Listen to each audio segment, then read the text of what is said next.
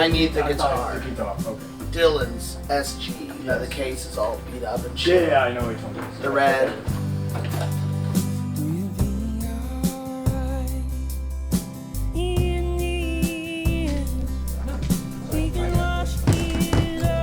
There's a little trick in it.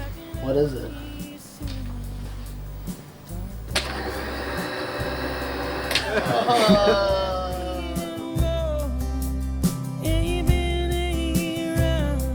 You're in the middle of European tour. Is touring in Europe different than touring in America? I feel like the audiences are more specific here about what they are into, and they're also maybe a bit more respectful. American audiences can be a little rowdy, which is also fun sometimes. But very refined taste, I'd say, Europeans have when it comes to art. Maybe a little more refined in a way.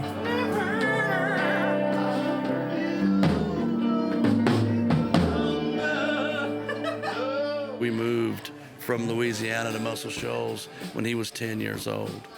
And so he became immersed in that culture of, you know, serious music, serious musicians, producers, writers, engineers, guitar players.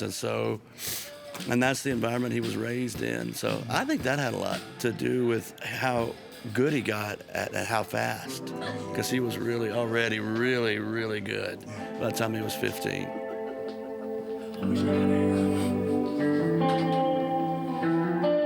You just released your 5th album, Coyote. What's the story that you want to tell with Coyote? It's just the inner demons of a man who's doing real bad things, you know, and has done bad things and is trying to kind of refine love and refine his lust for a life that doesn't involve violence and getting, like, through his darker inner world. You know, you can sort of takes you on a journey of the darkness inside of him, but then it also kind of comes out on the light because he finds love in the middle of the record. It's just a story, but I think it kind of can correlate with a lot of people, certainly me. You know, I feel like I had to discover the darker parts of myself before I could sort of push through that and find the light, you know.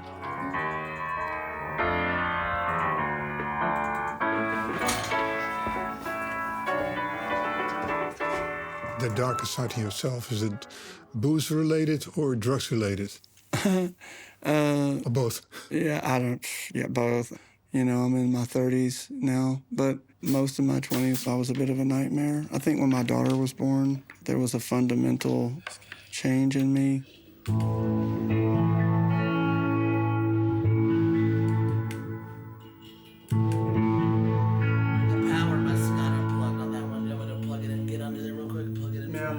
If you can find it, I'm sorry.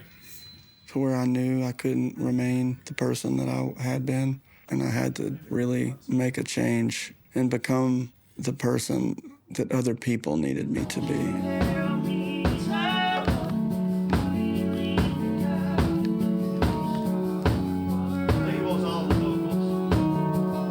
He's trying to get a vocal check. Yeah. Oh, sorry. I didn't get that. Oh, sorry. Yeah. 1, 2, Third chorus. 3, 4. If I knew the Holy Father, would I be his bastard child? Your father's actually with you on tour, playing the bass. Yeah. How important in this respect, while talking about darker side of your life and probably also part of his life, Yeah. in what way is his presence important for you? It's been really important for me because, you know, he had a really hard time too, and he struggled with abuse, substance. I don't think he would mind me saying that. He's pretty real about that. But he had a lot of substance abuse problems, and our relationship got a lot better when he's had 11 years now without a drink. Yeah, our lives got a lot better and easier, and it's been awesome seeing him sort of change. And that's when, like, seeing him do it kind of made me think maybe I could too. We've been tight for a long time, man. A real long time. I love him to death, and I'm just so proud that he, you know, decided to do this for a living. So this is my first tour with him over here, and it's amazing, man. And I would say we were pretty close.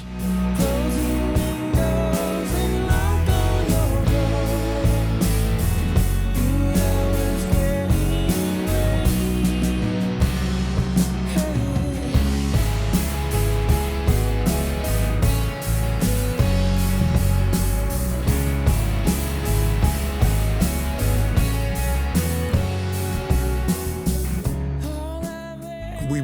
lucky to have the possibility of working with two guys that you like very much. We did recording in 1998 with them. While showing you a bit of the recording, what do you like about them?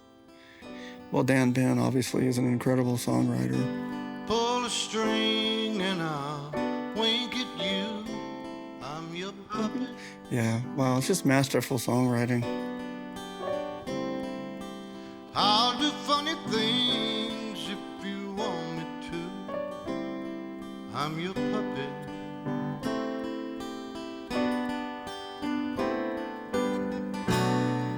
I'm yours to have and hold. Darling, you got full control of your puppet.